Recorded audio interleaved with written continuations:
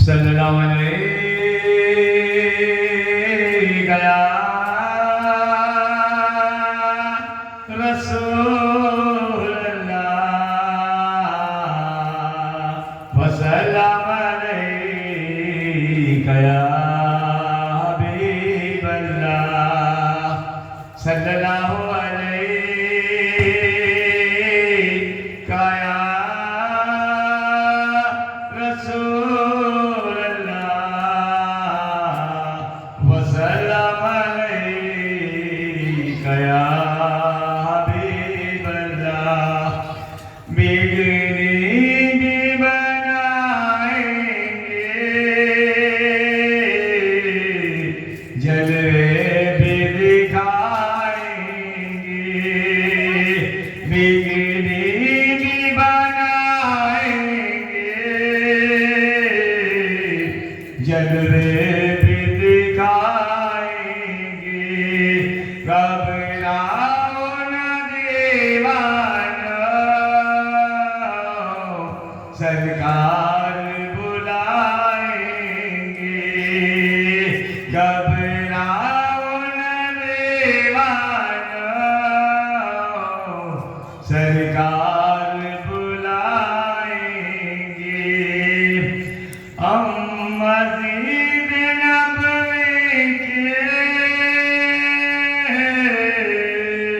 دیکھیں گے میناروں کو اور امت خضرا کے پر نور نظاروں کو ہم جا کے مدینہ پھر واپس نہیں آئیں گے بگڑی بھی بنائیں گے جلوے بھی دکھائیں گے گھبراؤ نہ دیوانو سرکار بلائیں گے سبحان اللہ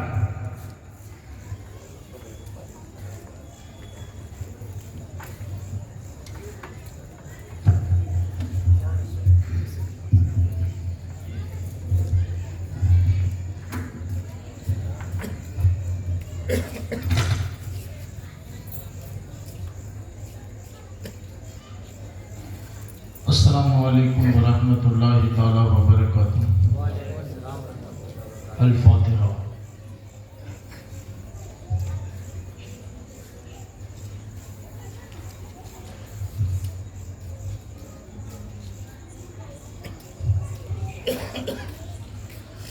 قال اللہ تبارک و تعالی فی القرآن العظیم فی شان حبیبہ الکریم اعوذ باللہ من الشیطان الرجیم بسم اللہ الرحمن الرحیم ان اللہ وملائکتہ یصلون علی النبی یا ایھا الذین آمنوا صلوا علیہ وسلموا تسلیما اللہم صلی علی سیدنا نبینا و شفاعتنا و حبیبنا مولانا محمد و اصحابہ وبارک وسلم سبحان ربک رب العزت عما یصفون وسلام علی المرسلین والحمد للہ رب العالمین برحمتک یا ارحم الراحمین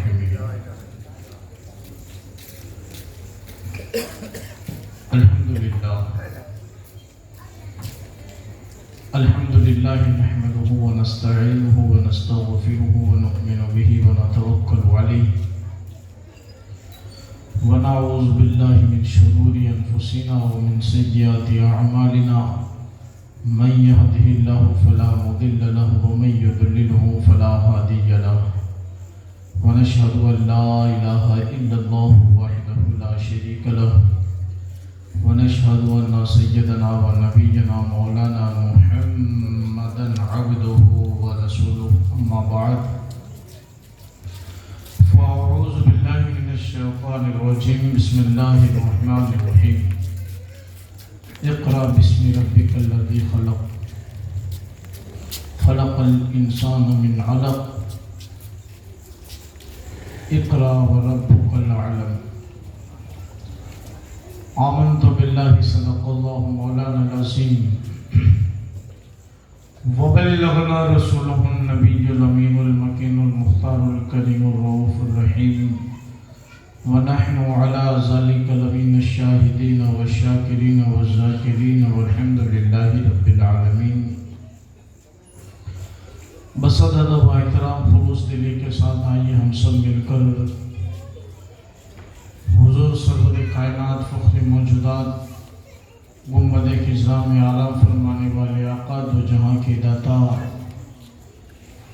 سرا پر رحمت نور والے آقا یعنی ساری کائنات کی مرکزی عقیدت ارواحنا فدا حضور محمد رسول اللہ صلی اللہ علیہ وسلم کی درباری رسالت میں درود پاک کا ہدیہ پیش فرمائے۔ اللہم صلی علی سیدنا نبینا و شفاعنا و حبیبنا مولانا محمد و صحابہ و بارک وسلم۔ حرا کے غار سے شمع نبوت کی کرن پھوٹی، اجالا ہی اجالا ہو گیا ہر سو زمانے میں، کسی شے کی تمنا ہی نہیں ہم کو زمانے میں، مدینہ لکھ دیا جائے میرے آبودانے میں، اور محمد کی محبت دین حق کی شرط اول ہے، ہو اسی میں گر خامی تو سب کچھ نامکمل ہے، کرم تیرے نام پہ جاں فدا، نہ بس ایک جاں دو جہاں فدا، دو جہاں سے بھی نہیں جی بھرا، کرو کیا کروڑوں جہاں نہیں۔ معزز سامعین کرام، ربیع الاول شریف کی آج 5ویں شب ہے جس میں ہماری آپ کی حاضری ہوئی۔ اللہ اس بابرکت محفل کو اپنی بارگاہ کرم میں قبول فرمائے، اور جتنے حضرات حاضر آئے اللہ سب کی حاجتوں کو حاضری کو قبول فرمائے، اور تمام کی دلی مرادیں اللہ پوری فرمائے۔ بعد حمد و سلام اور دعا کے اللہ تبارک و تعالی نے اپنے فضل و کرم سے بندوں کو اپنی قدرت کا شہکار بنایا اور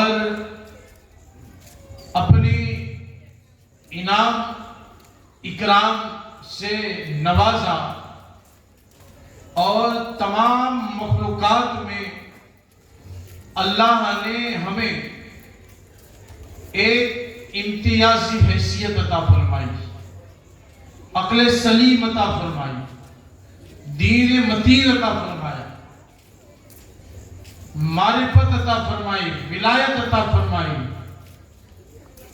یہ تمام تر خوبیاں اللہ نے بندوں کو عطا فرمائی، لیکن جب بندوں نے راہ مستقیم سے منہ موڑا اور گناہ عظیم کے دلدل میں پھنسا، اللہ تبارک و تعالی نے اپنے نبیوں کو بھیجنا شروع کیا۔ اللہ کے پیغمبر دنیا میں تشریف لاتے رہے، ان کا مشن کیا تھا؟ ان کا کام کیا تھا؟ اللہ کی وحدانیت کا پرچار کرنا اور لوگوں کے اندر شرک کفر کو مٹا کر کے توحید کا اجالا پیدا کرنا، اور ایک خدا کی بارگاہ میں جھکا دینا۔ حضرت آدم سے ہمارے نبی تک سارے اولو العزم پیغمبروں نے اللہ کے احکام کو بخوبی امانت داری کے ساتھ لوگوں تک پہنچایا، اور لوگوں نے اس تعلیمات پر عمل کر کے خوب فائدہ اٹھایا، برکتیں لوٹی، عزتیں حاصل کی، رب کا قرب حاصل کیا، اللہ کی خشیت ملی۔ تو یہ جو چیزیں مل رہی ہے وہ ڈائریکٹ نہیں ہے، وہ اللہ کے پیغمبروں کے ذریعے بندوں کو ملتی ہے۔ جتنے بھی انعام دنیا کی زندگی میں انسانوں کو ملتے ہیں، یہ کہاں سے ادھر سے چلو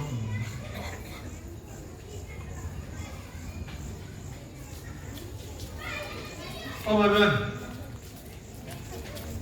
کیوں کرو یہ تمہیں یہ کاٹا مارے کہاں جاتے ہیں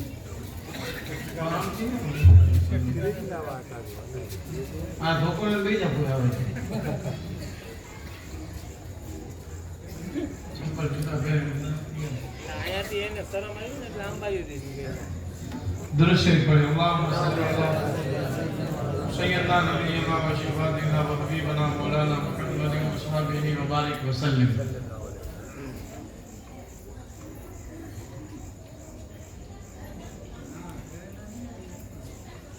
آپ سنیں کہ جتنی بھی زندگی کی جو نعمتیں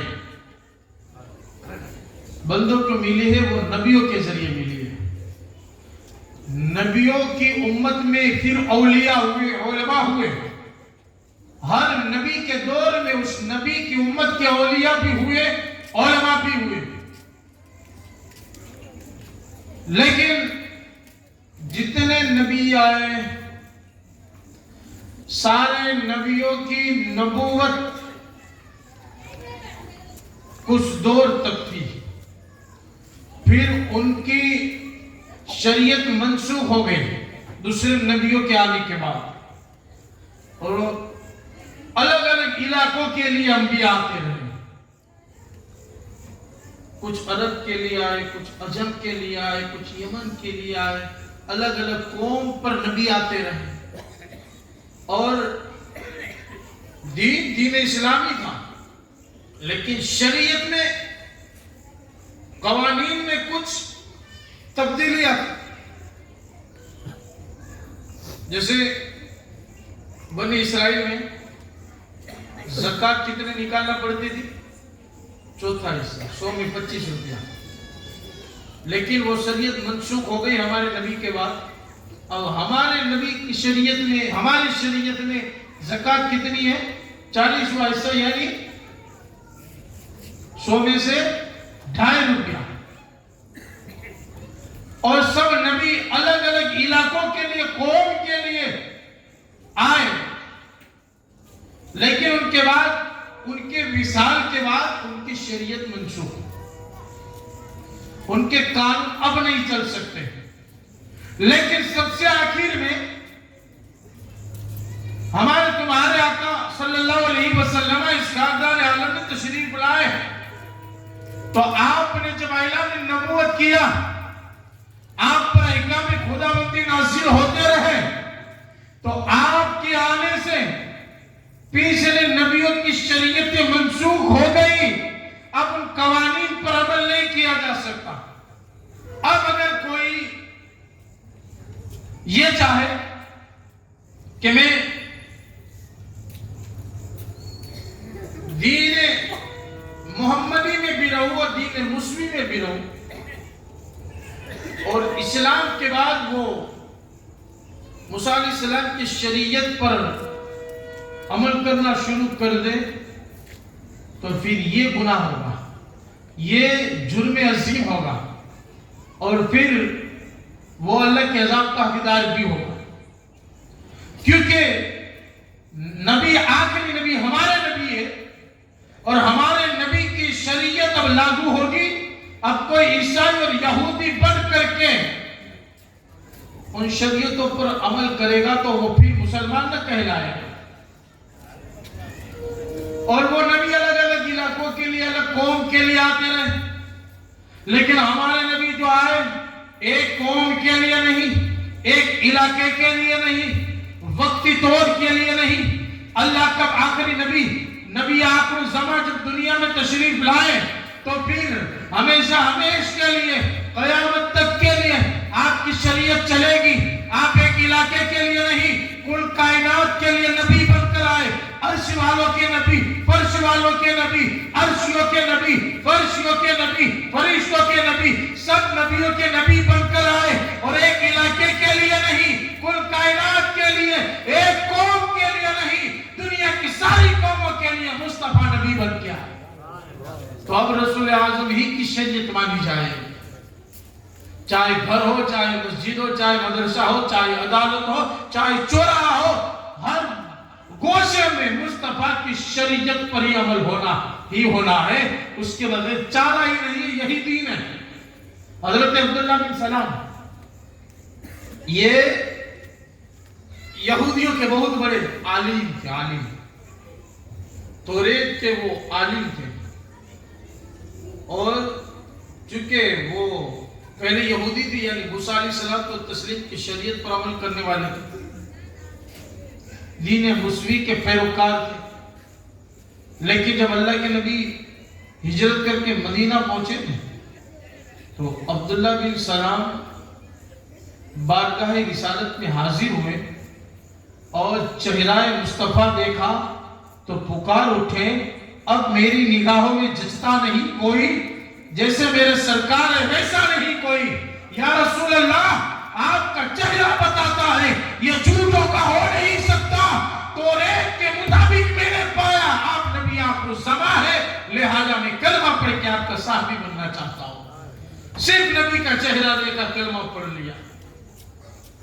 اب عبداللہ بن سلام جب ایمان لائے نا تو انہوں نے کہا، حضور میری خواہش ہے کہ میری قوم کی ہدایت پہ آ جائے، اسلام کے پیروکار ہو جائے، وہ مجھ سے بڑی محبت کرتی ہے، میری ہر باتوں میں فالو کرتی ہے مجھ سے، تو میں چاہتا ہوں کہ آپ انہیں بلائیں اور میں چھپ جاتا ہوں اور ان کو میرے تعلق سے بتائیں، میرے ذات کے تعلق سے کچھ سوال پوچھے انہیں۔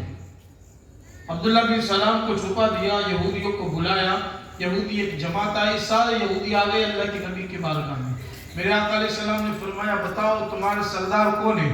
کہا ہمارا سردار ہمارا رہنما عبداللہ بن سلام ہے، وہ جو کہتے ہیں ہم مانتے ہیں، اگر وہ سر کٹانے کو کہے تو ہم کٹوا سکتے ہیں، وہ جو بات کہیں ہم عمل کرتے ہیں۔ کہا اچھا تم ان کی اتنی عزت کرتے ہو کیوں؟ کہا وہ توریت کے حافظ ہیں، توریت کے عالم ہیں، اور وہ دین پر سچے پکے پابند ہیں، اس لیے ان کی پیروی کرتے ہیں۔ تو میرے آقا علیہ السلام نے فرمایا، اگر وہ تم اتنے پیروکار ہو ان کے، تو اگر وہ کلمہ پڑھ لے تو؟ کہا ایسا ہو نہیں سکتا کہ وہ اپنا دین چھوڑ دیں۔ میرے آقا نے فرمایا وہ کلمہ پڑھ چکا ہے۔ پھر کہا عبداللہ بن سلام نکلو۔ عبداللہ بن سلام چھپے تھے، نکلے اپنی قوم کے سامنے ظاہر ہوئے اور ان کے سامنے کہا میری قوم پڑھ لو، نجات پا جاؤ گے، لا الہ الا اللہ محمد رسول اللہ صلی اللہ علیہ وسلم۔ جب عبداللہ بن سلام نے یہ کلمہ پڑھا، نبی کی تعریف کی، اپنی قوم کو رشد و ہدایت کی، تو قوم نے کہا اے محمد صلی اللہ علیہ وسلم، عبداللہ بن سلام جیسا کوئی کمینہ نہیں، کوئی جھوٹا نہیں، یہ تو بہت بڑا پاپی اور ظالم ہے، ہم اس کی بات پر کبھی عمل نہیں کرتے۔ جب کلمہ نہیں پڑھا تھا تو تعریف کرتے تھے، جب کلمہ پڑھا تو قوم مکر گئی۔ یہ تو یہودیوں کی فطرت ہے۔ میرے آقا نے فرمایا حضور دیکھ لیا یہودیوں کو آپ نے پہچان لیا۔ خیر عبداللہ بن سلام جب اسلام میں آ گئے، نبی کا چہرہ دیکھا، کلمہ پڑھا، مسلمان ہو گئے، صحابی ہو گئے۔ ایک وقت انہوں نے سوچا کہ اسلام میں شنبہ کے دن، شنبہ یعنی شنیچر، شنیوار، شنبہ کے دن رسول پاک صلی اللہ تعالی علیہ وسلم کی شریعت میں دودھ پینا اور گوشت کھانا مباح ہے، یعنی فرض نہیں، واجب نہیں ہے۔ کھاؤ دودھ پیو، گوشت کھاؤ تو ٹھیک، نہ کھاؤ نہ پیو تو بھی ٹھیک، یعنی کھاؤ پیو تو گناہ نہیں، نہ کھاؤ نہ پیو تو گناہ نہیں، مباح اس کو کہتے ہیں۔ بھائی اس طرف سے تھوڑی آواز بند کر دو پلیز، اور بچوں کا شور و گل بھی بند کر دو تھوڑا، یار محفل نبی ہے، ذرا ادب کا لحاظ رکھو، اپنے اپنے بچوں کو سنبھالے رکھو، خدا کرم فرمائے گا۔ اب عبداللہ بن سلام نے یہ سوچا کہ نبی کی شریعت میں دودھ کا پینا، گوشت کا کھانا، اونٹ کا گوشت کھانا یہ مباح ہے، یعنی واجب نہیں، فرض نہیں کہ کرنا ہی پڑے گا۔ اور دین مسلم میں سنیچر کے دن گوشت کھانا حرام تھا، گناہ تھا۔ دین مسلم میں سنیچر کے دن شکار حرام تھا، گوشت کھانا منع تھا۔ تو حضرت عبداللہ بن سلام نے سوچا کہ دونوں شریعت پر عمل کر لوں میں، کہ سنیچر کو نہ کھاؤں گا نہ پیوں گا، تاکہ دین مسلم پر بھی عمل ہو جائے اور دین محمدی پر بھی عمل ہو جائے۔ جب یہ بات رسول پاک تک پہنچی تو اللہ کے نبی ناراض ہو گئے، کہ عبداللہ بن سلام سنو کہ جب تک تمہارے اندر دین مسلم کا جذبہ ہے، دین محمدی کے پابند نہیں ہو سکتے۔ پہلے تم ان چیزوں کو چھوڑنا پڑے گا، کھاؤ اور نہ کھاؤ تمہاری مرضی، لیکن اس نیت سے کہ دین مسلم پر عمل ہو جائے گا، موسیٰ علیہ السلام کی شریعت پر عمل ہو جائے گا تو یہ تو گناہ ہو جائے گا۔ اللہ فرماتا ہے، آیت نازل ہوئی، یا ایھا الذین آمنوا ادخلوا فی السلم کافۃ، اے ایمان والو اسلام میں پورے طور پر داخل ہو جاؤ۔ اب پورے طور پر داخل ہو جائے تو اب دوسری شریعتوں کا شائبہ تک بھی نہ ہے، اب صرف اور صرف رسول پاک کی قانون چلے گا، رسول پاک کی شریعت چلے گی تو دین اور ایمان مضبوط ہوگا۔ اب یہ سمجھا بھی تو نہیں بات۔ اب ہر دور میں نبی آئے تو ہر نبیوں کو ستایا گیا، کچھ روباش، بدخصلت، کچھ تعصب پسند انسان ہر دور میں رہے ہیں، کچھ ظلم و تشدد کرنے والے ہر دور میں پائے گئے ہیں، اور اپنی منمانی چلانے کے لیے کچھ سخت شریر انسان حضرت آدم علیہ السلام کے دور میں بھی تھے، موسیٰ علیہ السلام کے دور میں بھی تھے، شعیب علیہ السلام کے دور میں بھی تھے، صالح علیہ السلام کے دور میں بھی تھے۔ اب ان کے زمانے میں ان کی امت کا سلوک دیکھیں، تاریخ بھری ہے، قرآن کے واقعات شاہد ہے، احادیث شاہد ہے۔ آپ دیکھیں کہ ہر نبیوں کو ستایا گیا اس راہ میں۔ جب اللہ کے نبیوں نے لوگوں کو ہدایت کی طرف بلایا نہیں تو کہتے ہیں کہ سچی بات کڑوی لگتی ہے، سچی بات جلدی ہضم نہیں ہوتی۔ تو اسی مصداق اللہ کا نبی تو ہمیشہ سچ بولے گا ہی، نبیوں سے کبھی جھوٹ صادر نہیں ہوتا، اور جو نبیوں کے تعلق سے یہ کہے کہ نبی جھوٹ بول سکتا ہے وہ کافر ہے، کیونکہ اتنی توہین بھی اللہ کو پسند نہیں نبیوں کی۔ ساری عبادتیں برباد کر دی جائے گی۔ جو نبیوں کی شان میں ذرہ پر بھی گستاخی کرے وہ کافر، عبادت نہیں دیکھی جائے گی۔ تو آج کی صدی کا یہ دو پیر والا نجدی ملا، یہ وہابی نئے عقیدے میں جو یہ کہے معاذ اللہ جس کا نام محمد یا علی، وہ کسی شے کے مالک و مختار نہیں، وہ مسلمان نہیں، اسلامی عبادت میں پکا کافر ہے، وہ یہودیوں کی مشن کو چلاتا ہے۔ وہ یہودیوں کے ایجنٹ ہو سکتے ہیں لیکن مسلمان اور غلام مصطفیٰ نہیں ہو سکتے۔ غلام مصطفیٰ کٹ جائے گا، مر جائے گا، لیکن کبھی مصطفیٰ جان رحمت کی شان میں یہ نہیں کہے گا کہ نبی سے بھی جھوٹ بولا جا سکتا ہے، کبھی یہ نہیں کہے گا معاذ اللہ کے نبی کو اختیار نہیں ہے۔ مسلمان ہو تو ماننا پڑے گا خدا کے بعد مصطفیٰ کی ذات میں ساری خوبیاں بیان کرو، تم رسول کو خدا نہ کہو، باقی جو چاہے عزت کے القاب سے نبی کو پکارتے چلو۔ لیکن رضا نے ختم سخن اس پہ کر دیا، خالق کا بندہ خلق کا آقا کہوں تجھے۔ اب دیکھیں ہر دور میں نبیوں کو ستایا گیا۔ اب نبی آخر زمان صلی اللہ علیہ وسلم یعنی ہمارے آپ کے نبی کہ جب 40 برس کی عمر پاک ہوئی آپ کی تو آپ کی طبیعت میں بدلاؤ آیا، تنہائی پسند ہو گیا، یعنی اب جلوت سے خلوت میں، تنہائی میں غور و فکر کرنے میں رہ گئے۔ پسند کرنے لگے اور آپ تنہائی پسند کرنے کے لیے عبادت کا شوق بڑھا، ذکر و اذکار کا شوق بڑھا، تو پھر آپ غار ہرا جو مکہ سے 3 میل کی دوری پر ایک پہاڑ ہے جس کو غار ہرا جبل نور بھی کہا جاتا ہے، وہاں آج بھی آپ جاؤں گے تو دور سے دیکھو گے تو ایسا لگے گا کہ رب کی نور کی برسات ہو رہی ہے اس پہاڑ پر۔ اللہ کے نبی وہاں چلے جاتے، کئی دنوں کا 3 ایک ہفتے کا کھانا ساتھ میں لے کے جاتے تھے اور ایک مہینے تک آپ نہیں آتے تھے۔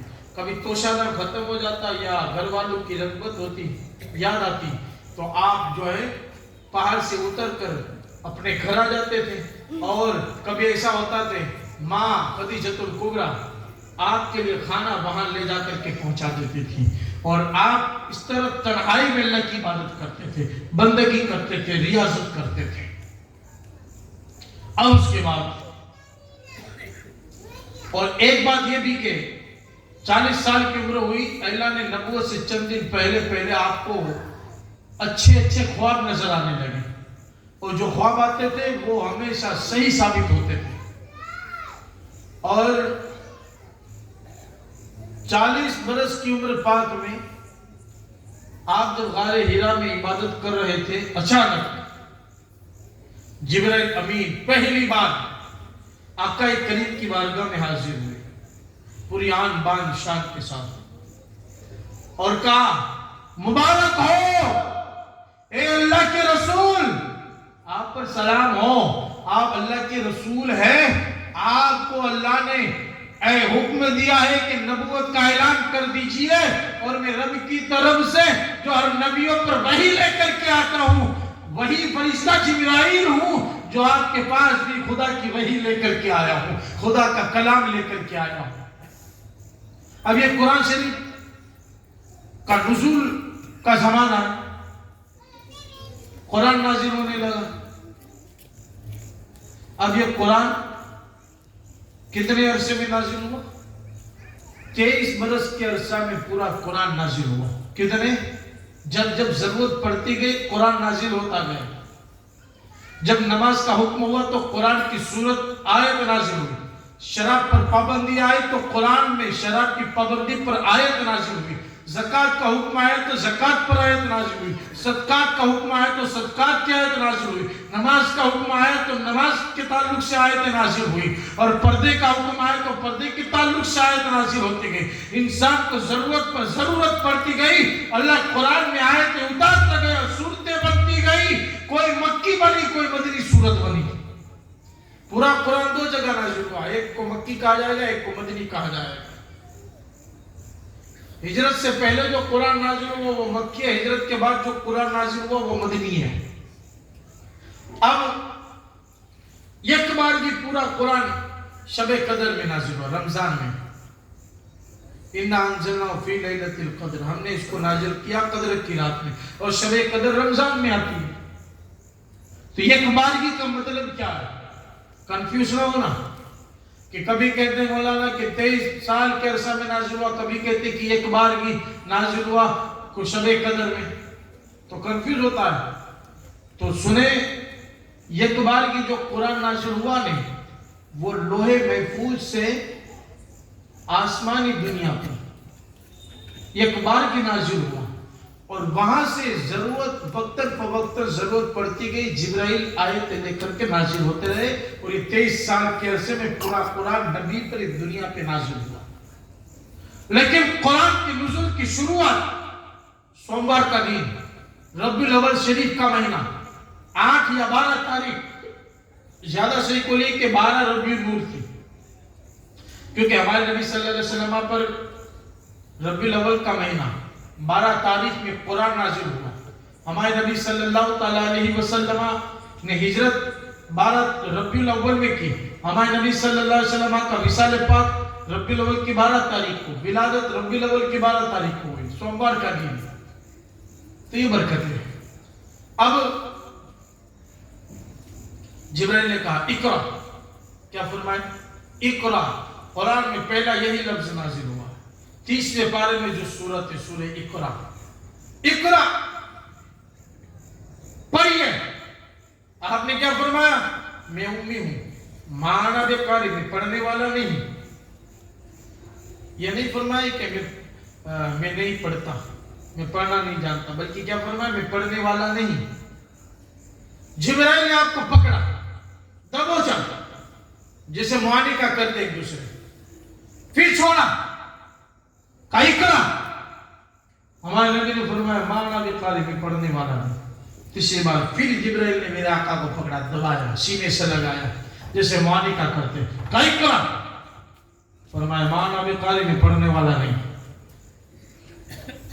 وہابیوں نے کیا ترجمہ کیا؟ میں پڑھنا نہیں جانتا. وہ تو نبی کے پیچھے لگے ہوئے ہیں، زہریلے انجیکشن کے ذریعے سادہ لوگ کو گمراہ کرتے. اس کا ترجمہ سن لے، کبھی گمراہ نہ ہونا. کیا فرمایا تھا؟ مانا بے قاری میں پڑھنے والا نہیں. یہ نہیں فرمایا کہ میں پڑھنا نہیں جانتا. کیوں پڑھنا نہ جانے؟ مصطفیٰ کو تو رب نے اپنی بارگاہ سے لکھا پڑھا کر کے مزین کر کے بھیجا ہے، جو ساری کائنات کے معلم بن کے آئے، ساری کائنات کو علم و حکمت کا دریا دے دیا. دینی علم ہو یا دنیاوی علم ہو، سب کا سب جو ملا ہے وہ مصطفیٰ کی درسگاہ سے ملا ہے. اب سنیں، جبرائیل نے چوتھی بار کہا اقرا بسم ربک الذی خلق. پڑھیے اپنے رب کے نام سے جس نے تمہیں پیدا کیا.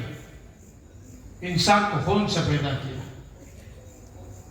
جب رب کی بات آئی نا تو میرے آقا نے پڑھنا شروع کیا رکتے بھی.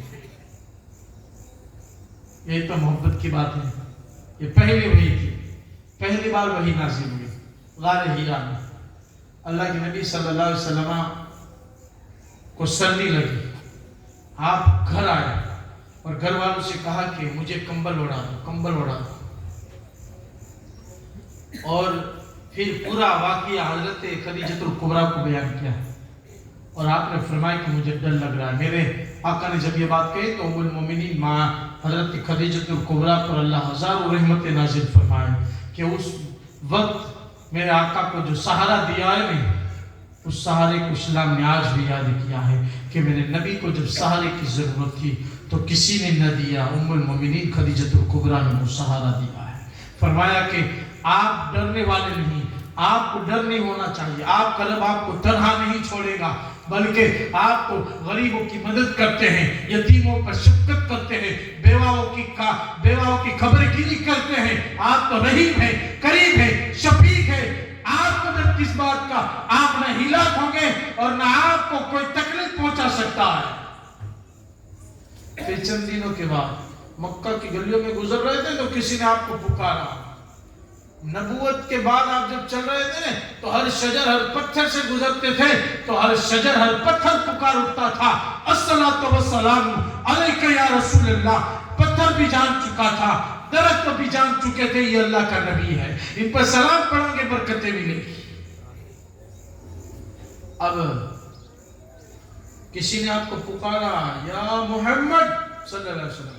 آپ نے آگے پیچھے دائیں بائیں دیکھا، کوئی نہیں. اوپر جو دیکھا نا تو وہی فرشتہ جبرائیل جو غار میں پہلی بار آیا تھا. زمین اور آسمان کے بیچ ایک بڑے تخت پر جلوہ بار ہے اور تشریف فرمائے. زمین و آسمان کے بیچ تخت لگائے بیٹھا ہے. آپ نے اس کو دیکھا، تب آپ کو کب کبھی تاری ہوئی، گھر گئے، کہا مجھے ٹھنڈی لگ رہی ہے، چادر اڑاؤ. فوراً چند دنوں کے بعد وحی کا نزول بند ہوا تھا. یہ دوسری بار پھر آیت نازل ہوئی، سورہ مدثر یا ایھا المدثر قم فانذر. اے کملی اوڑھنے والے، اپنے رب سے ڈریے، اٹھیے، تبلیغ کیجیے. یہ قرآن کی دوسری آیت نازل ہوئی. اب قرآن کے نزول کا سلسلہ شروع ہوا. رب کا حکم ہوا، اے میرے حبیب، چپکے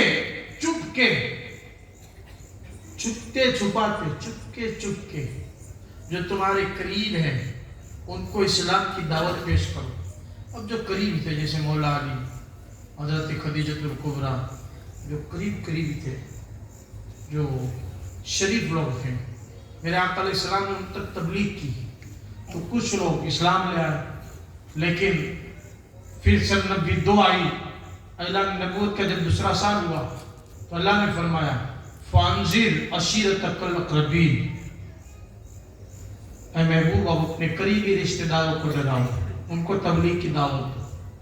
اب میرے آقا صلی اللہ علیہ وسلم نے جب قریش کو دعوت دینے کا حکم ہوا رب کی طرف سے، کیونکہ رسول اللہ کا فرمان وحی الہی ہوتا تھا، تو آپ کوئی صفا کی پہاڑی پر چڑھ گئے، آج جہاں صحیح کی جاتی ہے نا جو صفا پہاڑی ہے، کوئی صفا کی پہاڑی پر چڑھ گئے اور یا قریش کے پکارا تو جتنے لوگ تھے سب جمع ہو گئے، قریش مکہ والے آ گئے، بھیڑ لگ گئی۔ میرے آقا علیہ السلام صفا پہاڑی پر ہے، آپ نے فرمایا میں نے تمہیں اس لیے بلایا، لوگوں بتاؤ اگر میں تم سے یوں کہوں کہ اس پہاڑ کے پیچھے ایک بھاری بھرکم فوج تم پہ حملہ کرنے والی ہے تو کیا تم میری بات کو مانو گے؟ پہلے اپنی بات منوائی۔ میرے آقا نے جب یہ بات کہی تو سب نے کہا نام بلا ہاں، اے حبیب کیوں نہیں، بے شک ہم نے آپ کو ہمیشہ سچا پایا ہے، کبھی آپ کی زبان سے ہم نے 40 سال کے عرصہ میں جھوٹ نہیں سنا۔ اگر آپ کہے اس پہاڑ کے پیچھے لشکر جلال آ رہا ہے تو ہم مان جائیں گے، کیونکہ آپ کبھی جھوٹ بولتے ہی نہیں۔ پہلے اپنے آپ کو منوایا ہے مصطفیٰ نے۔ تو اسلام کے لیے پہلے نبی کی ذات کا تعارف کروانا پڑے گا۔ اگر کوئی یہ کہے کہ مجھے نماز پڑھنا ہے، مجھے اسلام میں داخل ہونا ہے، تو میاں اسلام میں داخل ہونے کا مطلب ڈائریکٹ ان کو یہ نہیں کہا جائے گا کہ تو پیسے والا ہے تو حج کر کے آ جا، ڈائریکٹ یہ نہیں کہا جائے گا کہ تو جوان ہے تندرست ہے تو نماز پڑھنا شروع کر دے، ڈائریکٹ یہ نہیں کہا جائے گا کہ تو تندرست ہے جوان ہے تیرے پاس دولت ہے تو زکات دے دے، غریبوں کی تقسیم کر دے۔ نہیں، پہلے رسول اللہ کا تعارف کروایا جائے گا، پہلے نبی کا عشق سینے میں دیا جائے گا، رسول اعظم کی محبت کے چراغ دل میں جلائے جائیں گے، کہا جائے گا کلمہ پڑھ لے، اس رسول پاک کی سیرت دی جائے گی، اب اس پہ عمل کر، جب نبی کو مان جائے گا، حج بھی کرے گا، نماز بھی پڑھے گا، یہ دین کی خدمت ہے۔ اور یہاں سے یہ بات بھی واضح ہو گئی کہ پہلے اپنے گھر والوں سے دین کی تبلیغ کی شروعات کی جائے۔ اب نے کیا، میرے آقا نے کیا فرمایا، اے لوگوں تو سنو، میں تمہیں اسی لیے بلایا ہے، میں اللہ کا نبی ہوں، نبی آخر الزمان، اور میں نبی بن کے آیا ہوں، تو آؤ اے لوگوں شرک سے باز آ جاؤ، کفر سے توبہ کر لو اور مجھے نبی مان لو، خدا کو ایک مان لو۔ حق بات بیان کر دی تو جتنے لوگ تھے نا سب ناراض ہو گئے، خفا ہو گئے، اور ایک تہلکہ مچ گیا مکہ میں، سب اپنے اپنے گھر چلے۔ ابو لہب نے تو یہاں تک کہہ دیا اے محمد کیا تو نے ہمیں اسی لیے بلایا کہ ہم اپنے دین کو چھوڑ کر کے تجھے مان لے، تیرے خدا کو مانے، تجھے نبی مان لے؟ یہ کیسے ہو سکتا ہے؟ تباہ ہو جا، تو برباد ہو جا۔ ابو لہب نے بہت گستاخیاں کی، میرے رب نے پورے سورہ لہب نازل فرمائی۔ ابو لہب میرا محبوب کیوں تباہ ہو؟ تباہ تو ہوگا، برباد تو ہوگا، ہلاک تو ہوگا۔ میرا محبوب نہ کبھی تباہ ہوگا نہ برباد ہوگا، میں اپنے محبوب کا جو محافظ ہوں۔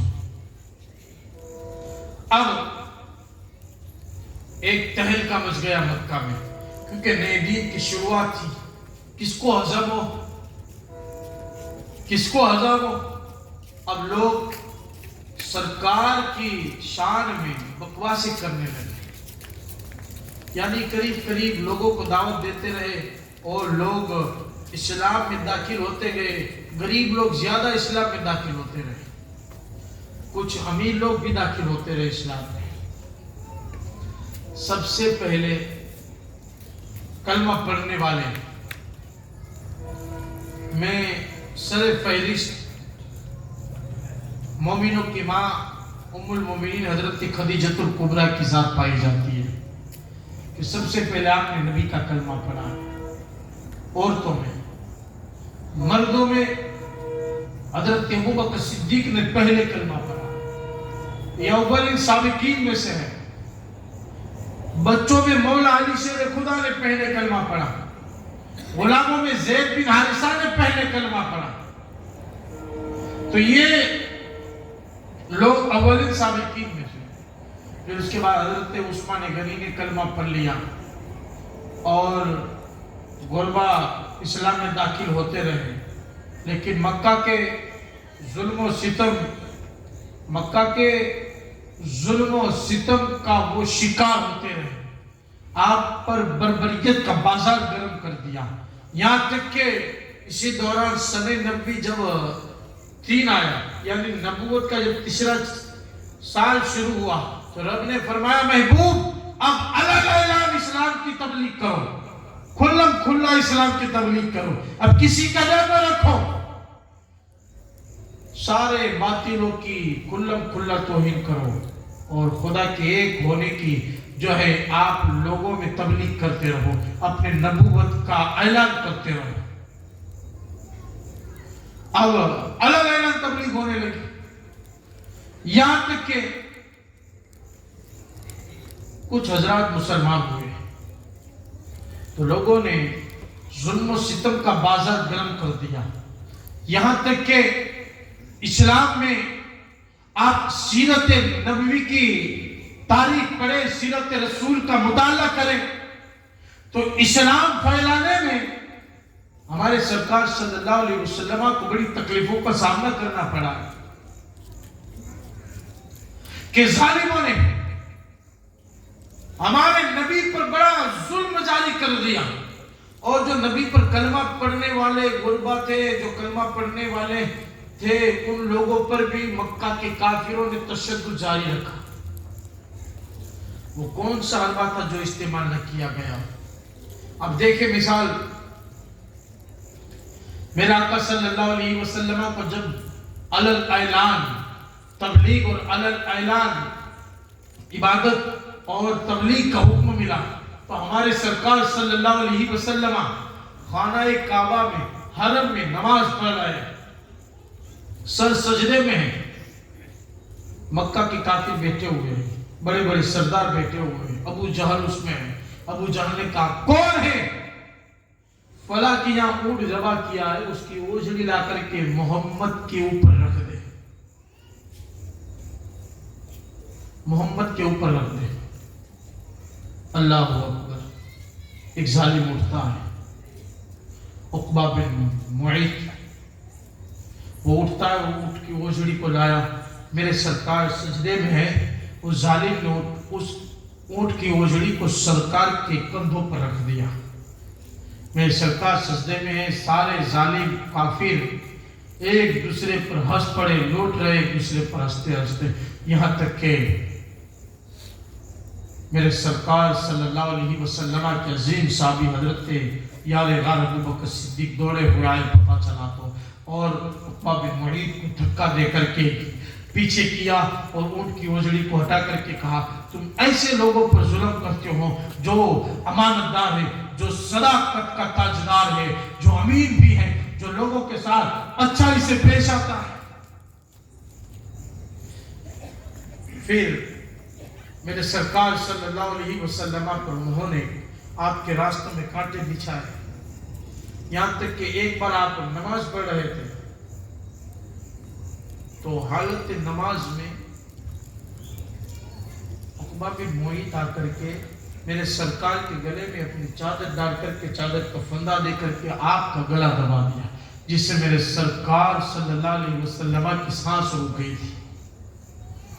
اب سوچے پیارو، سیرت نبی کا یہ پہلو دیکھیں، لیکن میرے سرکار کتنی قریب ہے. ایک بار آپ عبادت میں مشغول ہے، ظالموں نے اونٹ کی اوجھڑی لا کر کے آپ کو رکھ دیا، آپ کو ناپاک کر دیا. حضرت سیدہ کائنات فاطمہ الزہرا کی عمر چھوٹی ہے، بس پناہ ہے، دولت ہوئی آئی اور اپنے اپنا حضور سے ان چیزوں کو الگ کیا اور برا بھلا کہا انہیں، تب میرے سرکار نے دعا کی مولا ان ظالموں کو اپنی گرفت میں لے لے. نام لیا ابو جہل، عتبہ بن ربیعہ، شیبہ بن ربیعہ، ولید بن عتبہ، ابو البختری، ان کا نام لے کر کے سرکار نے کہا مولا ان کو تو خاص طور پہ گرفتار کر. ایک صحابی کہتے ہیں کہ میں نے انہیں بدر میں دیکھا، جس کے نام لیے تھے سرکار نے، رب نے ایسی گرفت کی بدر میں نے دیکھا کہ اندھے منہ قتل کیے ہوئے ذلت کی موت مرے پڑے ہیں اور ان کو کسیٹ کر کے گڑھے میں ڈالا جا رہا ہے. میرے سرکار نے فرمایا ان گڑھے والوں پر خدا کی لعنت ہو. یعنی اللہ کی گرفت میں آ گئے. سرکار صلی اللہ علیہ وسلم کے راستوں میں کانٹے بچھانا، آپ کو پاگل کہا گیا، مجنون کہا گیا، آپ کو دیوانہ کہا گیا. ابو لہب کہتا تھا اے لوگوں میرے بھتیجے کی بات نہ سننا، وہ دیوانہ ہو چکا ہے، وہ پاگل ہو چکا ہے. یعنی ہمارے سرکار کو بڑی تکلیفوں کا سامنا کرنا پڑا. آپ پر پتھر برسائے گئے، آپ کو لو لہان کیا گیا، آپ کے راستوں میں کانٹے بچھائے گئے، آپ کو زخمی کیا گیا، آپ کو نمازوں میں تکلیفیں دی گئی. ہر موڑ پہ دشمن شرارتی آپ کو جو ہے آوارہ کہتا، آپ کو گالیاں دیتا تھا. اور مکہ کے بڑے رئیس گھرانے کے لوگ آپ کو، خدا کو، حضرت جبرائیل کو گالیاں دیتے تھے. اب سوچیں سرکار کے ساتھ ان مسلمانوں پر بھی ظلم جاری رکھا، ان مسلمانوں کو بھی بڑا ستایا گیا. یہاں تک کہ مکہ کی گرم ریت ٹھیک دوپہر کے وقت جب شدید دھوپ ہوتی تھی اور مکہ کی گرمی، علمان والحفیظ آج بھی کوئی جا کر کے دیکھیں وہ پہاڑی علاقوں کی گرمیاں 45-50 ڈگری تک تاپمان پہنچتا ہے وہاں کا. آپ ریت کو ہاتھ میں پکڑو گی تو گویا کہ آگ کا انگارہ ہے. اتنے شدید گرم ریت میں ان مسلمانوں کو گلوں میں رسیاں ڈال کر کے گھسیٹ کر کے انہیں لٹایا جاتا تھا اور ان کے سینے میں پتھر رکھے جاتے تھے کہ وہ ہل نہ سکے. حضرت بلال حبشی کے گلے میں جو ہے رسی ڈال کر کے گھسیٹا جاتا تھا اور ان کو جو ہے مکہ کی گرم ریت میں لٹا کر کے وہ بڑی چٹان پتھر کی رکھی جاتی تھی سینے پر اور پھر اس سے حضرت بلال کی زبان باہر نکل جاتی تھی.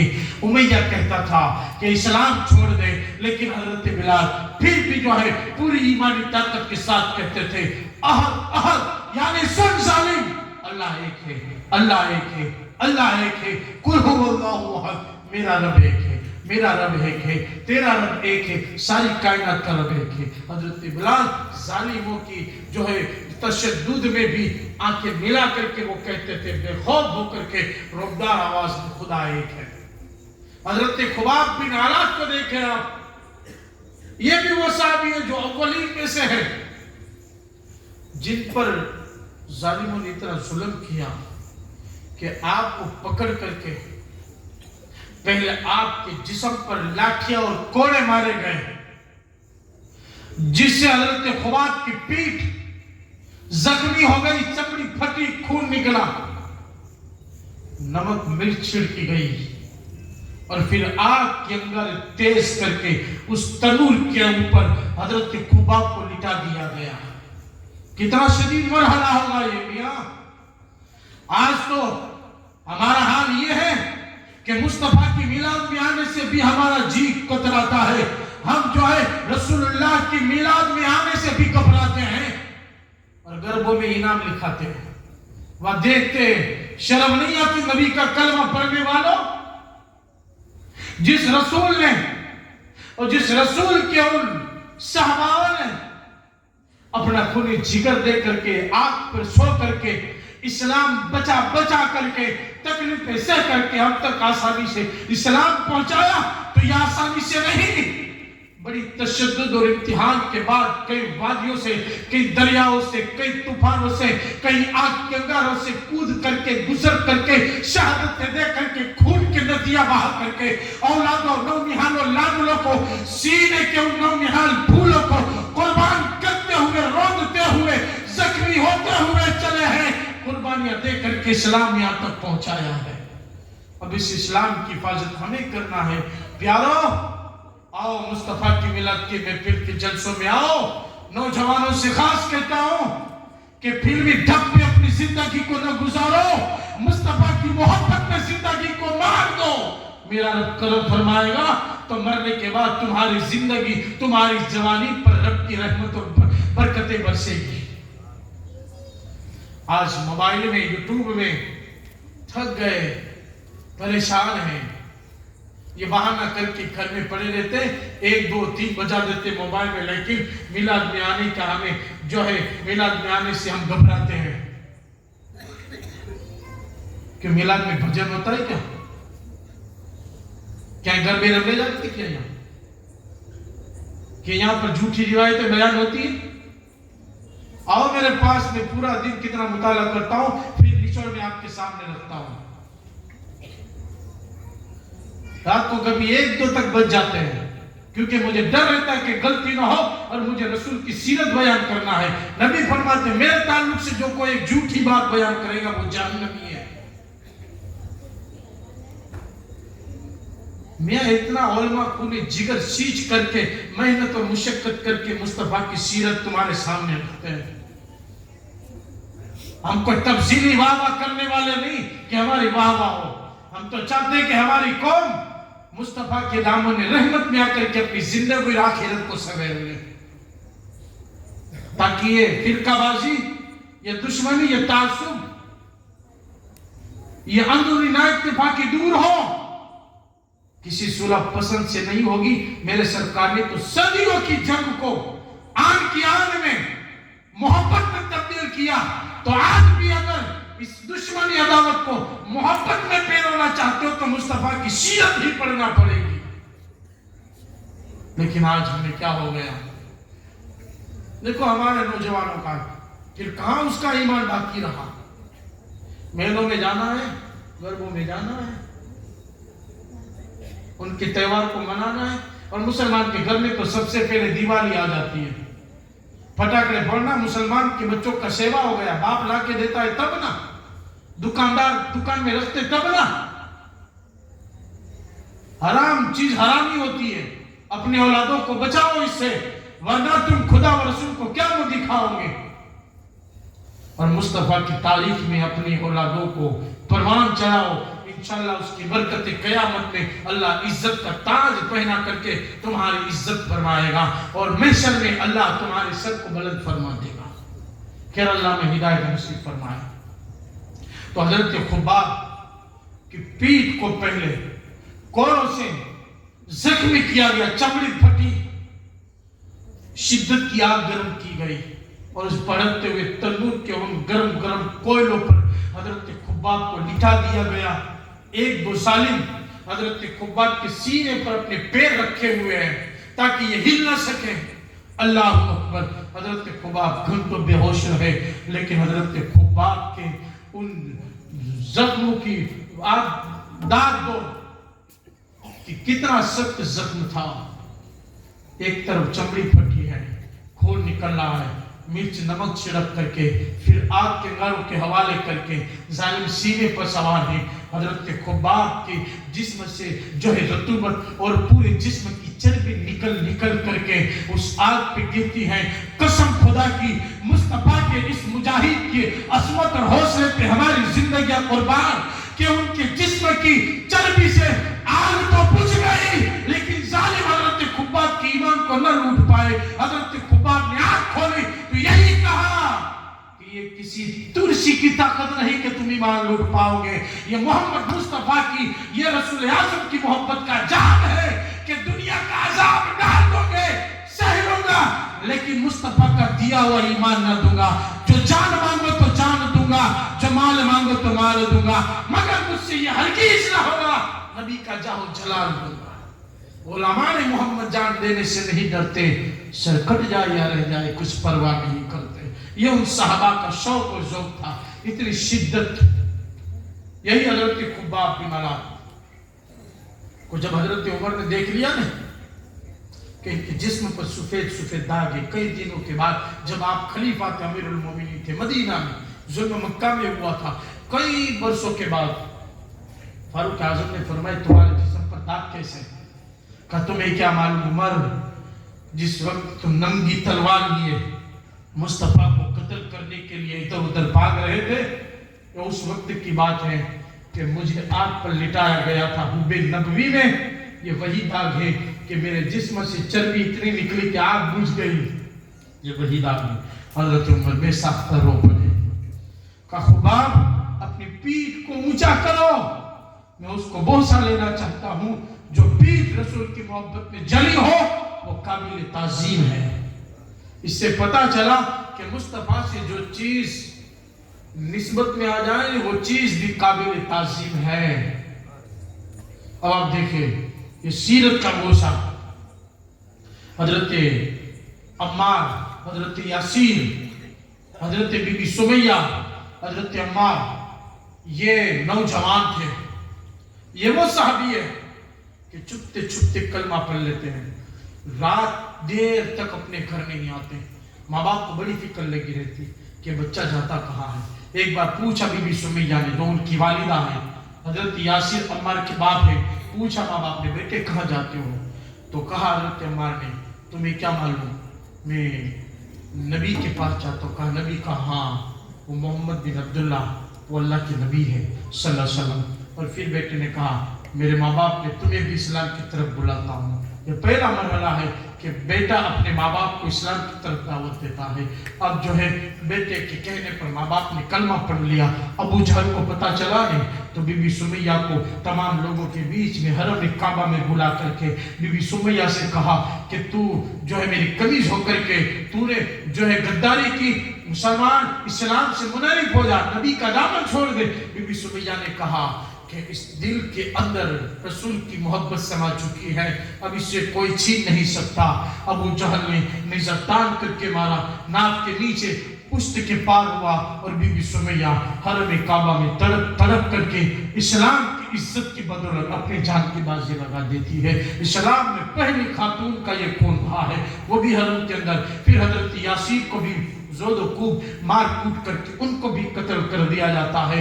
हजरात बेटे के सामने जो है माँ बाप को शहीद कर दिया जाता है। अब सोचे वल्लनाक हादसा,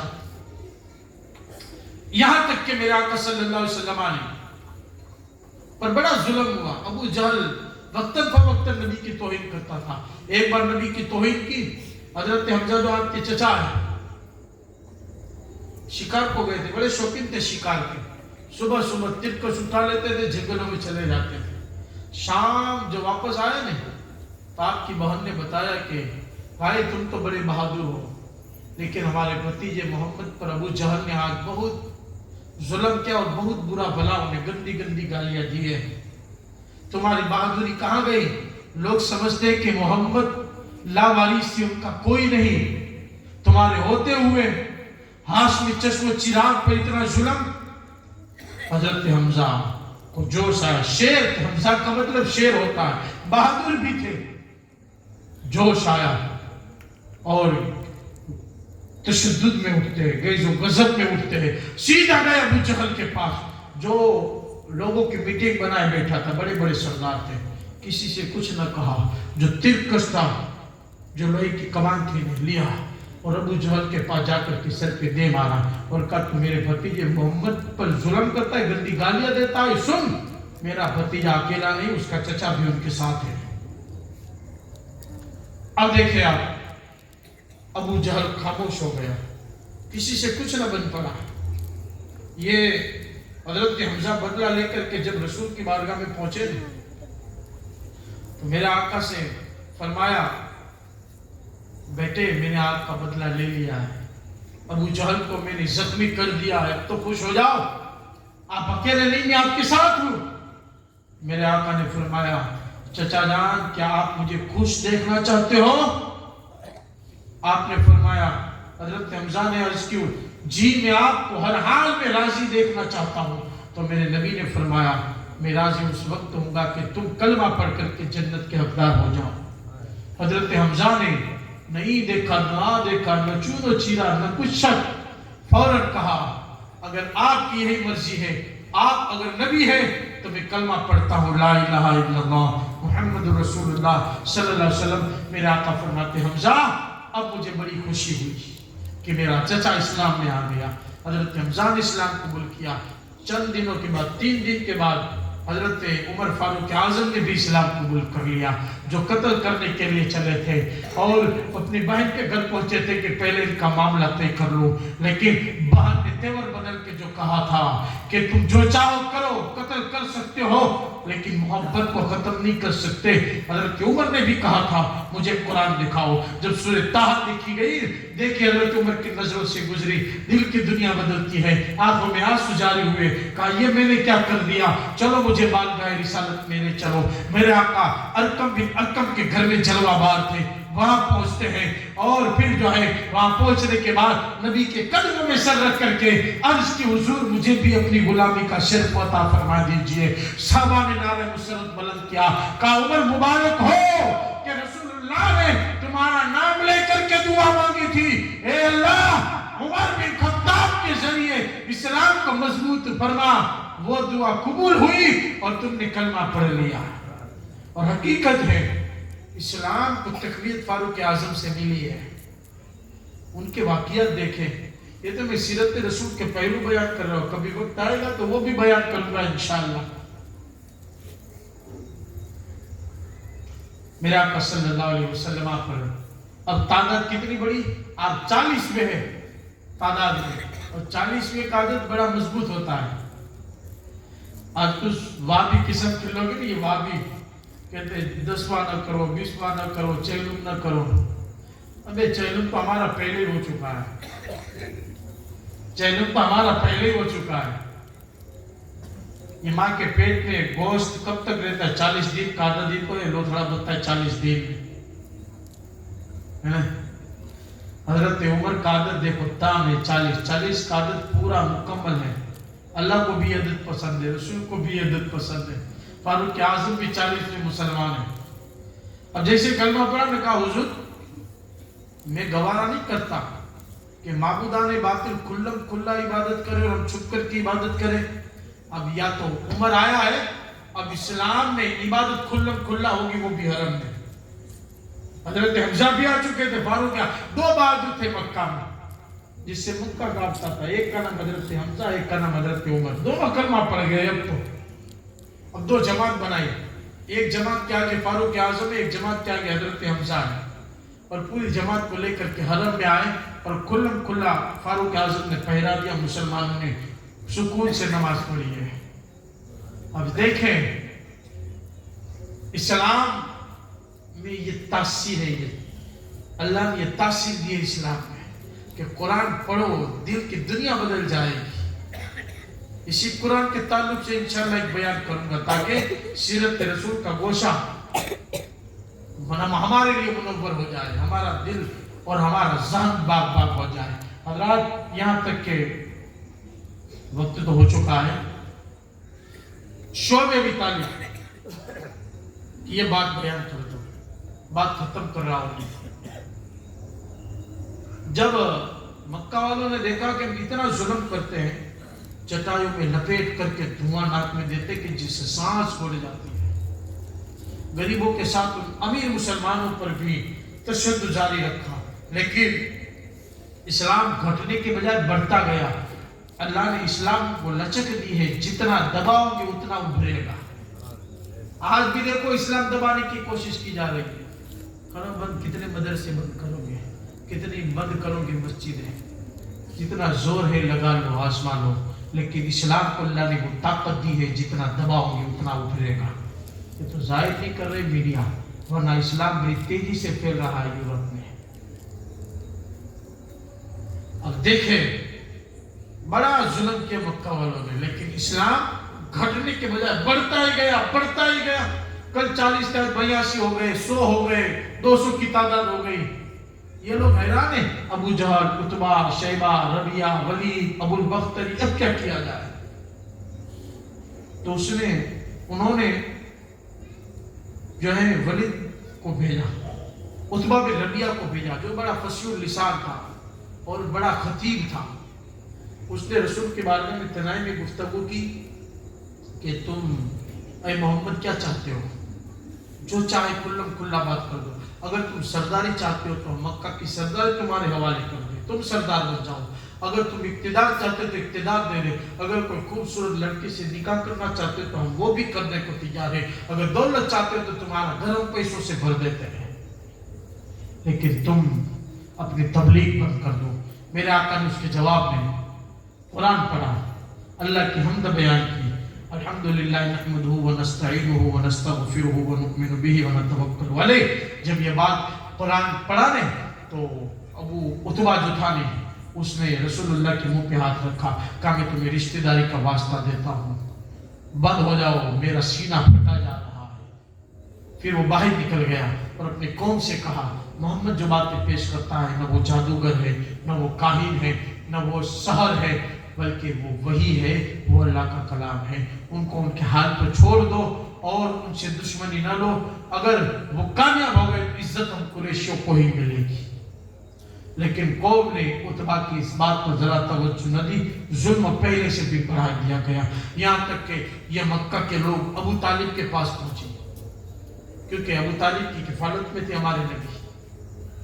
ابو طالب کے پاس پہنچے، ابو طالب سے کہا اپنے بھتیجے محمد کو سمجھا دو، دین کی تبلیغ بند کر دے، ورنہ ہم اب تلوار اٹھائیں گے، آپ کا لحاظ نہیں رکھیں گے، تمہیں اور محمد کو قتل کر دیں گے.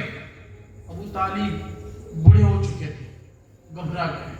جب اللہ کے نبی تشریف لائے گھر پہ، ابو طالب نے کہا بھتیجے بوڑھی چچا کی اس داڑھی کو دیکھو اور رحم کرو، تھوڑے دنوں کے لیے تبلیغ بند کر دو. مکہ کے لوگ آئے تھے، بچہ بچہ میری عزت کرتا ہے، لیکن آج وہ دھمکی دے کے گئے. میرے آقا نے فرمایا، سمجھ گئے میرے آقا کے ابو طالب کے قدم لڑکھڑا گئے. آپ نے بڑے حوصلے کے ساتھ فرمایا چچا جان سنو، اگر مکہ کے لوگ میرے ایک ہاتھ میں سورج رکھ دے، ایک ہاتھ میں چاند رکھ دے، تو محمد اپنی تبلیغ بند نہیں کرے گا یہاں تک کہ مکمل ہو جائے، یا اس راہ میں اپنی جان کی بازی لگا. جب رسول پاک کی یہ بات سنی نے، تیور دیکھے نے، ابو طالب نے کہا بھتیجے، شاباشی دے کر کے کہا بھتیجے جاؤ دین کی خدمت کرتے رہو، تمہارا یہ بوڑھا چچا تمہارے ساتھ ہے، کوئی تمہارا بال بیکا نہیں کر سکتا، میں تمہارے ساتھ ہوں، جاؤ تم دین کی خدمت کرو، دین کی تبلیغ کرتے رہو. ابو طالب کی بڑی عزت تھی، لیکن پھر ان لوگوں نے، مکہ والوں نے کیا کیا، کچھ شرطیں رکھی. سارے مکہ والے، سارے قبیلوں نے مل کر کے کہ محمد جب اپنی تبلیغ بند نہیں کرتے تو ہم بھی ایکشن لیں. اب انہوں نے ایکشن لیا کہ کوئی بھی بنو ہاشم سے شادی بیاہ نہیں کرے گا، موت میت میں نہیں جائے گا.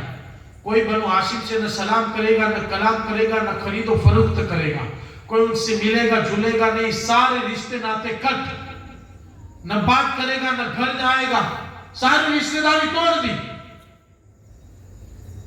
یعنی سارا معاملہ ختم کر دیا. بنو ہاشم، ہمارے نبی ہاشمی جو ہے، تو اس سے ابو طالب بھی ہاشمی تھے، بڑے گھبرائے ابو طالب. ان لوگوں نے دستاویز باقاعدہ بنائی اور اس دستاویز کو لکھا منصور بن عتبہ، منصور بن اکرمہ نے اس دستاویز کو لکھا، اور لکھنے کے بعد اس دستاویز کی کاپی خانہ کعبہ کے اندر لگا دی، کہ خانہ کعبہ کے اندر لگا کر کے اس بات کی گواہی تھی کہ اللہ کے اس گھر کی عزت کی قسم کہ جب تک یہ دستاویز باقی رہے گا تو کوئی بنی ہاشم سے کوئی رابطہ نہیں رکھے گا. اب ان کا یہ تھا خانہ کعبہ میں یہ دستاویز محفوظ رہے گی. تو ابو طالب نے مجبور ہو کر کے بنی ہاشم کو جمع کیا اور ہمارے نبی کو لے کر کے ابو طالب، شعب ابی طالب ایک پہاڑی ہے، تنگ و تاریک پہاڑی ہے جو پہاڑوں میں گھیری ہوئی ہے، تنگ و تاریک پہاڑی میں بنی ہاشم جو ہے قید ہو گئے، قیدی کی طرح، یہاں تک کہ کھانا پانی سب بند ہو گیا. یہاں تک کہ بنی ہاشم نے، رسول اللہ کے عظیم خاندان کے لوگوں نے درختوں کے پتے کھائے ہیں، وہ چمڑا جلا جلا کر کے اس چمڑے کو کھا کر کے پیٹ بھرا ہے۔ بنی ہاشم کے بچے بھوکے پیاسے تڑپتے تھے۔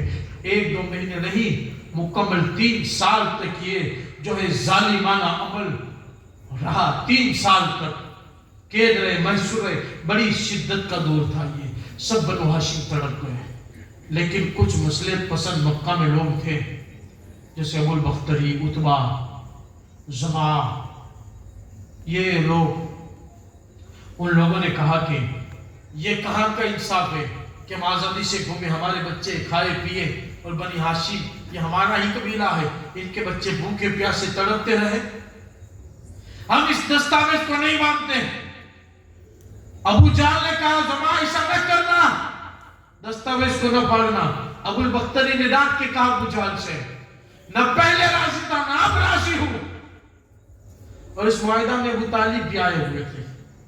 ابو طالب نے کہا کہ اے لوگوں سنو، 3 سال کی مدت ہو چکی ہے، آج میرا بھتیجا محمد کہتا ہے کہ خانہ کعبہ میں تم نے جو دستاویز لگائی ہے نا، وہ کاپی دیکھے آپ، کیڑوں نے انہیں کھا لیا ہے، لیکن جہاں اللہ کا نام ہے وہ جگہ سلامت ہے، باقی کو کیڑوں نے کھا لیا ہے۔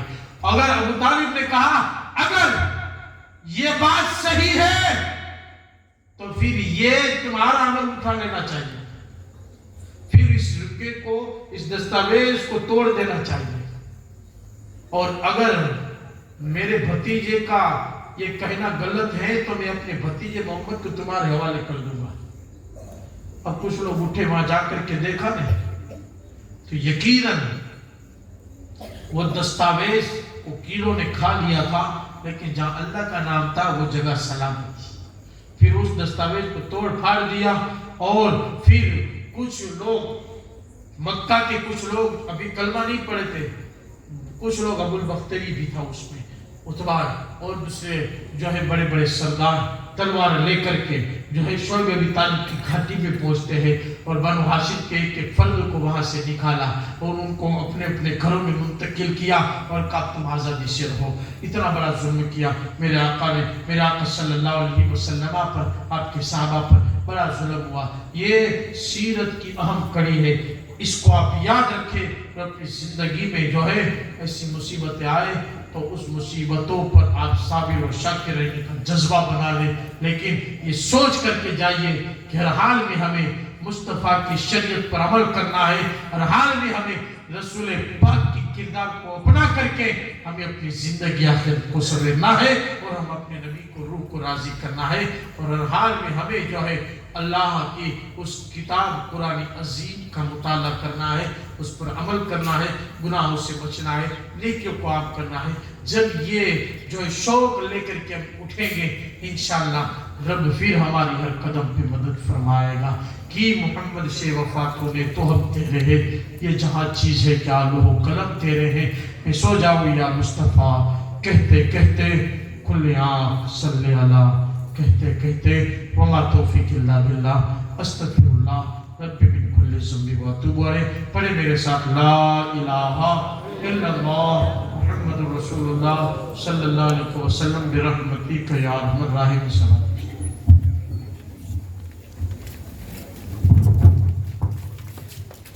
آؤ آؤ نبی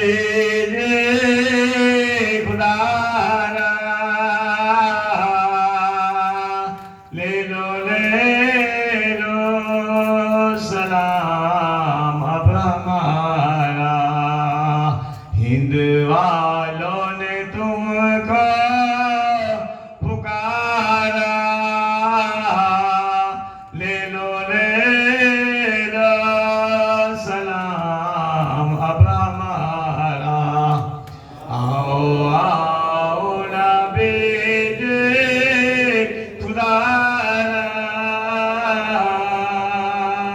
لے لو سلام اب ہمارا، ہند والوں نے تم کو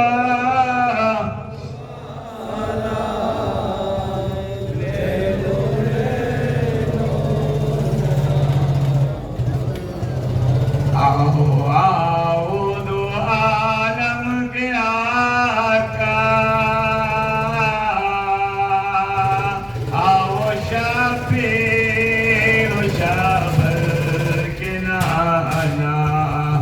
نامزدوں نے تم کو پکارا، لے لو سلام اب ہمارا، آؤ آؤ نبی جی خدا را،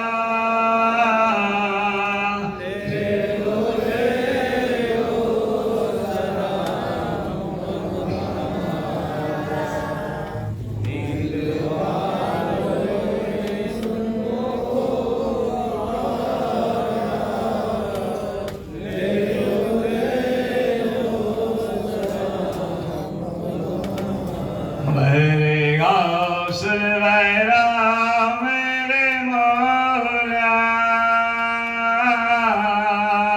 خواجہ عثمان واروں کا صدقہ، اتنی تکلیف کر لو گوارا، لے لو سلام اب ہمارا، آؤ آؤ نبی جی خدا را، لے لو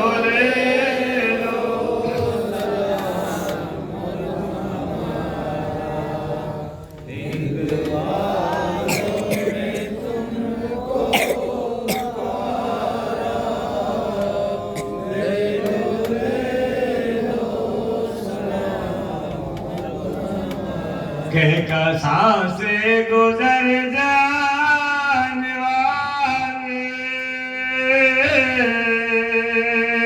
جا کے اللہ سے ملنے والے، کملی والے دو عالم کے آقا، لے لو سلام اب ہمارا،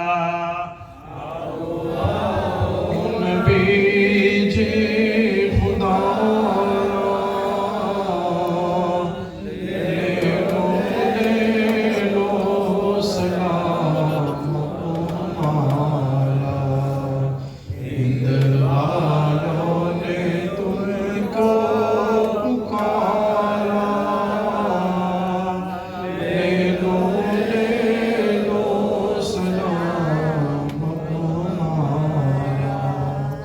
الصلاة والسلام عليك يا رسول الله، الصلاة والسلام عليك يا نبي الله، وعلى آلك وأصحابك يا شفيعنا يوم الجزاء. الفاتحة.